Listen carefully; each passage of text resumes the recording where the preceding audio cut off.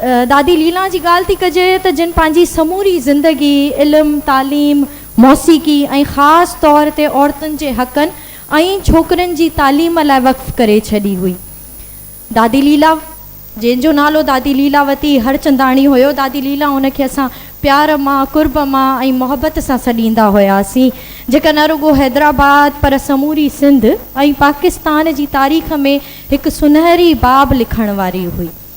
दादी लीला जो तारुफ़ कंहिं मोहताज न आहे कंहिं शइ जो। असां सभिनीनि खे ख़बर आहे त दादी लीला हैदराबाद शहर में ॼाई ऐं उन्हनि जी जेका रिहाइश हुई उहा हीराबाद में हुई ऐं 20 डिसंबर 1916 ते सिंध जी ज़रज़मीन हैदराबाद में जनमु वरितो हुयो। खेसि नंढपण खां ई सिखण ऐं सेखारण जो तमामु घणो शौक़ु हुयो।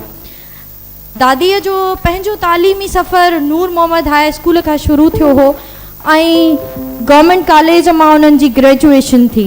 उन वक़्तु छोकिरियुनि लाइ जेका आला तालीम हासिल करणु का आम ॻाल्हि न हुई, पर दादी उन्हनि रिवाजनि खे टोड़ियो ऐं पंहिंजी इल्म जो सफ़र जारी रखियो। हिननि पंहिंजी ज़िंदगी जे शुरूआती ॾींहंनि खां ई ॾिठो हुयो त कीअं समाज में छोकिरियूं स्कूल खां परे रखियूं थियूं वञनि, कीअं उन्हनि खे घर जी इज़त जो बहानो बणाए तालीम खां महरूम कयो थो वञे।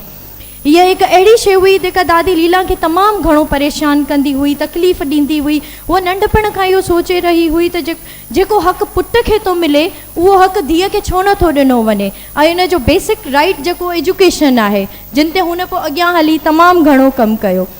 दादी लीला जी प्रोफेशनल लाइफ खे ॾिठो वञे त हू हिकु म्यूज़िक टीचर हुयूं जिन 1940 जे दौरान पंहिंजे टीचर तौरु कमु करणु शुरू कयो हुयो हैदराबाद ट्रेनिंग कॉलेज खां ऐं हैदराबाद में मौसीक़ी जे उस्ताद तौरु कमु कयूं। पर संदसि ख़्वाबु सिर्फ़ु मौसीक़ी सेखारणु न हुयो, उहो छोकिरियुनि लाइ हिकु नई दुनिया जो बुनियादु क़ाइमु करणु पिए चाहियो उन्हनि, जिन में असां अॼु खुली आज़ादीअ सां साहु खणी सघूं था ऐं असां सम्झूं था त इहे असां उन्हनि वॾनि जूं काविशूं आहिनि जो असां हिते बीठा आहियूं ऐं उन्हनि जे कमनि खे साराहियूं था।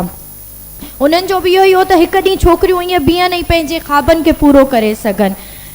दादी लीला जो अॻियां हलंदे उन्हनि जो जेको सफ़र हुयो तालीम ॾांहुं, उन्हनि खे तालीम जी ऑफिसर एज़ अ DO मुक़ररु कयो वियो, जंहिंमें हू हैदराबाद बदीन ऐं मीरपुर वारा ज़िलनि जी DO मुक़ररु थी। ऐं दादी लीला ओचितो जॾहिं स्कूलनि में वेंदी हुई छापा हणंदी हुई, ॾिठो वञे त उहो ॾिसंदी त आख़िर जेको मां पंहिंजे हिसे जो कमु करियां थी छा उहे साॻिया उस्ताद कनि था, न्याणियूं उते कंफर्टेबल आहिनि कोन्हनि। न्याणियुनि खे तालीम ॾियण जे लाइ हुन हर जदोजहद कई, हुन माइट घुराया उते, माइटनि खे सम्झायईं, न्याणियुनि जी काउंसलिंग कयईं, परियां परियां वञी उन जी माइरुनि सां विहंदी हुई, उन्हनि खे काउंसिल कंदी त पंहिंजूं न्याणियुनि खे पढ़ायो, पंहिंजो न्याणियूं पढ़ाईंदो त अॻियां तव्हांजो मुस्तक़बिल रोशन आहे, अॻियां तव्हांजी जेका सॼी जनरेशन आहे उहा पाण ई ॾिसो त कीअं थी ग्रो करे। कॾहिं नंढनि छोकिरियुनि खे बि ईअं माहौल सम्झाईंदी रहंदी हुई। जॾहिं मुसलसल महिनत ऐं जदोजहद सां नेठि त छोकिरियुनि जो स्कूल अचणु शुरू थियो ऐं हिकु वाज़े रेशो असांखे नज़र आयो दादी लीला जी काविशुनि खां पोइ। 1954 खां वठी दादी लीला तालीम जे मशल खे अञा बि वधीक रोशन कयो ऐं उन खां पोइ उहा MPA मुक़ररु थी, हिकिड़ी जेका असेंबलीअ जो आवाज़ बणिजी। उन असेंबलीअ जे आवाज़ में उन औरतुनि ऐं तालीम जे हक़ लाइ आवाज़ उथारियो। उहा लेडीज़ क्लब, रोटरी क्लब ऐं ॿियनि समाजी तंज़ीमुनि सां ॻंढियल रही, छोकिरियुनि जी तालीम लाइ प्रोग्राम कराईंदी रही।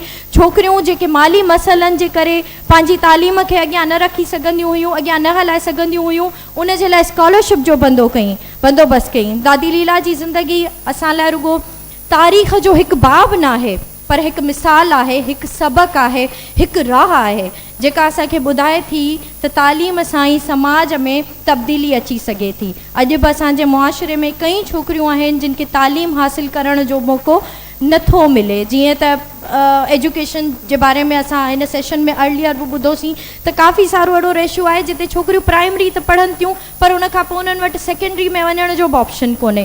पर दादी लीला उन्हनि ते एतिरो कमु कयो जो उन जूं कई शागिर्द उन ॾींहं खे ॿारींदियूं रहनि थियूं ऐं उन राह ते हलंदियूं रहनि थियूं।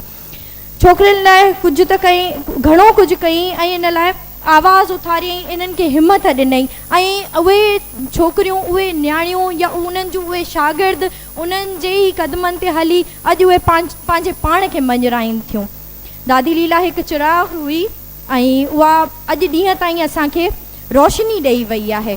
मां तव्हांखे दादी लीला सां पंहिंजो तालुक़ु ॿुधाईंदी हलां त जॾहिं दादी लीला तहरीक शुरू कई न्याणियुनि खे तालीम ॾियण जी ऐं उन में उहो एजुकेशन डिपार्टमेंट में ऑफिसर पिण रही त मुंहिंजी नानी उन्हनि सां गॾु उन तहरीक जो हिसो हुई। मुंहिंजी नानी बि एजुकेशन डिपार्टमेंट में हिकिड़ी ऑफिसर हुई ऐं जॾहिं इहे हिकिड़ी तहरीक हलाईंदियूं हुयूं त असांजो इहे मुंहिंजी नानीअ खां ॿुधल ॻाल्हियूं आहिनि। दादी लीला खे मां ॾिठो त सही पर उन कैफ़ियत में हुई जो मां उन्हनि खे ॿुधी न सघियसि, पर इहे सभु मुंहिंजी नानी मूंखे ॻाल्हियूं ॿुधाईंदी रही त कीअं हू अहिड़नि घरनि मां निकिरंदियूं हुयूं ऐं ज़ाहिर आहे उन टाइम बि उन्हनि जे लाइ एॾो आसान कोन हुयो। जीअं असां सम्झूं था त हींअर असां वॾी आसानी सां निकिरूं था रस्ते ते, माण्हुनि खे जेको आहे सो काउंसिल कयूं था, बट उन टाइम मुश्किलूं अञा वधीक हुयूं।